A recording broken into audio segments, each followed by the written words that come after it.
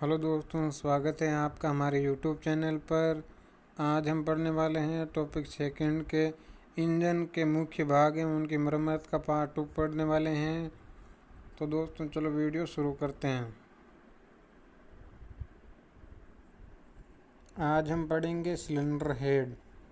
Cylinder block में सिलेंडरों को ऊपर से बंद करने के लिए सिलेंडर हेड का प्रयोग किया जाता है। इन सिलेंडर हेड में कंबेंशन चेंबर बना होता है जहां ईंधन जलता है। जिन इंजनों में वाल्व सिलेंडर हेड में फिट किए जाते हैं ऊंचाई में ज़्यादा होते हैं क्योंकि इसी में वाल्व गाइड फिट की जाती है। ये प्राय कास्ट आयरन के बने होते हैं। दोस्तों ये इम्पोर्टेंट है कि ये कास्ट आयरन के बने होते हैं, परंतु कुछ इंजनों में सिलेंडर हेड एल्यूमिनियम एलॉय के भी होते हैं। तो ये भी आपको ध्यान रखना है दोस्तों कि सिलेंडर हेड कास्ट आयरन और एल्यूमिनियम दोनों धातुओं के बने होते हैं। इससे इंजन का भार कुछ कम हो जाता है क्योंकि एल्यूमिनियम हल्का होता है। इसे नट तथा बोल्ट द्वारा, जिसे स्टड कहते हैं, सिलेंडर ब्लॉक के साथ कसा जाता है। इसकी सिलेंडर ब्लॉक के साथ चलने वाली सतह बहुत ही समतल होनी चाहिए क्योंकि वहां से गैस तथा पानी के लीक करने की संभावना रहती है। इसे कसते में खोलते समय बड़ी सतर्कता रखनी पड़ती है। इसके नट बोल्ट खोलते व बंद करते समय किनारे की ओर आमने सामने के क्रम से खोलना व बंद करना चाहिए। बीच के नट बोल्ट सबसे अंत में खोले जाते हैं। अन्य प्रकार से खोलने अथवा कसने से सिलेंडर हेड के टेढ़ा हो जाने का खतरा रहता है। सिलेंडर हेड जल्दी से खराब नहीं होते। फिर भी इंजन ओवरहॉल किया जाए तो इसकी सतह सीधेपन के लिए अवश्य जांच लेनी चाहिए। यदि सिलेंडर हेड टेढ़ा है तो इसे पुनः ग्राइंड करना आवश्यक होता है। सिलेंडर हेड के नट बोल्ट को निश्चित दाब तक टाइट करने के लिए टॉर्क रिंच का प्रयोग करना चाहिए। तो आप देख सकते हैं ये सिलेंडर हेड है और इसके नट है वो आमने सामने के ऐसे कसे जाते हैं। यदि आपने पहले ऐसे कस दिया तो ये टेढ़ापन हो जाएगा। और ये सिलेंडर इंजन ब्लॉक है, इसके नीचे ऑयल सम्प लगा हुआ है और ये पुश रोड है जो दिख रही है और ये गोल गोल दिख रहे हैं, इसी में पिस्टन चलता है। आगे हम देखते हैं सिलेंडर हेड के दो कारण एवं उपचार। तो दोस्तों सिलेंडर के दोष में पहला है सिलेंडर हेड के फेस का टेढ़ा हो जाना। टेढ़ा होने का कारण है सिलेंडर हेड के बोल्ट निश्चित दाब व क्रम से नहीं कसे गए हैं। इसका उपचार है कि सिलेंडर हेड का फेस ग्राइंड करा के सही करें। दूसरा दोष है सिलेंडर हेड में क्रैंक आ जाना। क्रैंक का मतलब दरार पड़ जाना। इसका कारण है सिलेंडर हेड का असावधानी से नीचे गिरना, इंजन के गर्म होने पर ठंडा पानी डालना, ये कारण है। और इसका उपचार है सिलेंडर हेड की वेल्डिंग कराकर फेस ग्राइंडिंग कराना चाहिए। तीसरा दोस्त है इंजन ओवरहीट हो जाना। ओवरहीट का मतलब दोस्तों इंजन गर्म हो जाता है ज़्यादा। इसका कारण है कंबेंशन चेंबर में कार्बन का अधिक मात्रा में जमना।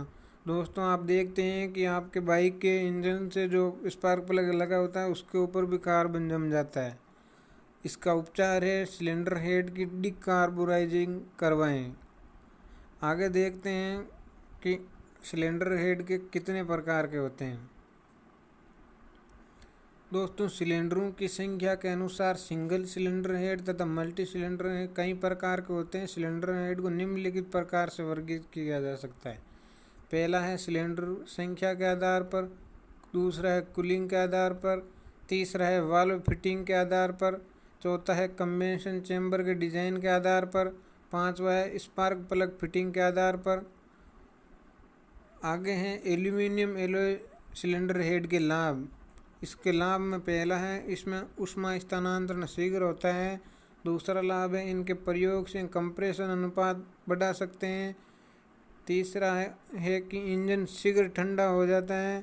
चौथा है ये वजन में हल्के होते हैं क्योंकि एल्यूमिनियम हल्का होता है कास्ट आयरन की तुलना में।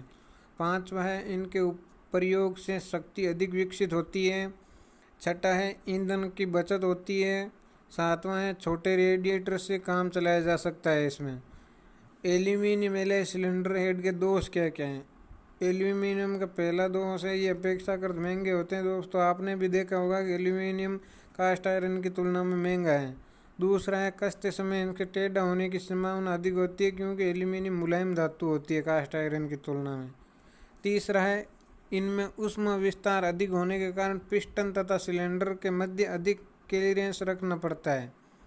वाल्व तथा स्पार्क प्लग लगाने के लिए कास्ट आयरन की शीट या लाइनिंग लगानी पड़ती है। स्टील के नट बोल्ट लगाने से इन पर दबाव पड़ता है जिससे निशान बन जाते हैं। आगे है सिलेंडर हेड ओवरहोलिंग।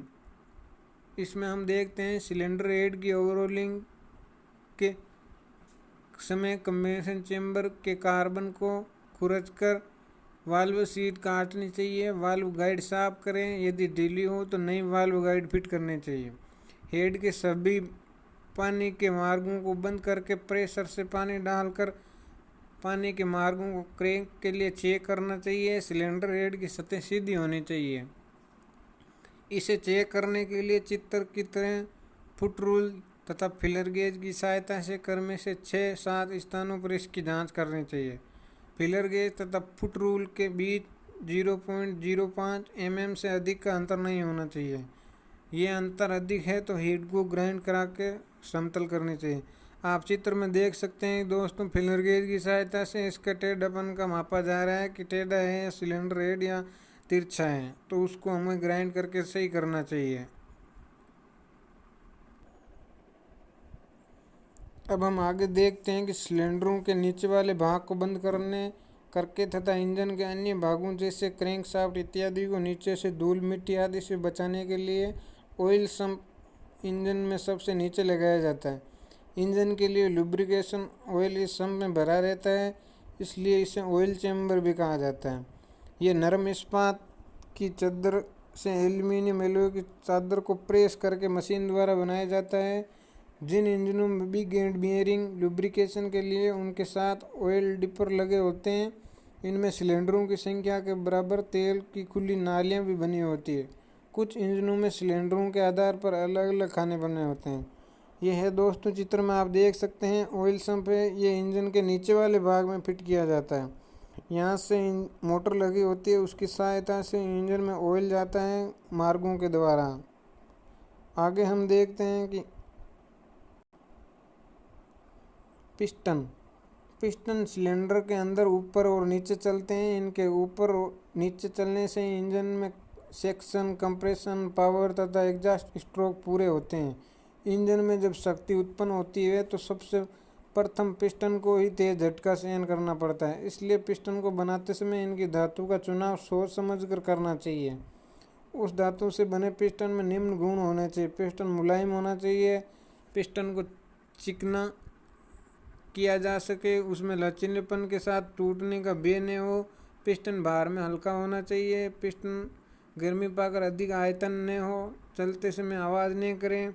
इसकी स्कर्ट ऐसी होनी चाहिए कि घिसाउट कम से कम हो, इसमें जंग न लग सके। ऊष्मा का अच्छा सुचालक होना चाहिए जिससे डेटोनेशन का अर्थ है कि विस्फोट होने पर यह अधिक महंगा न हो, पिस्टन झटके सहन कर सकें। आप चित्र में देख सकते हैं कि ये पिस्टन की आकृति दिखाई गई है। इसमें सबसे ऊपर होता है पिस्टन का हेड, यहीं पे स्पार्क प्लग की चिंगारी के साथ विस्फोट होता है। दूसरा है कंप्रेशन रिंग, ये फर्स्ट और सेकंड दो रिंग हैं।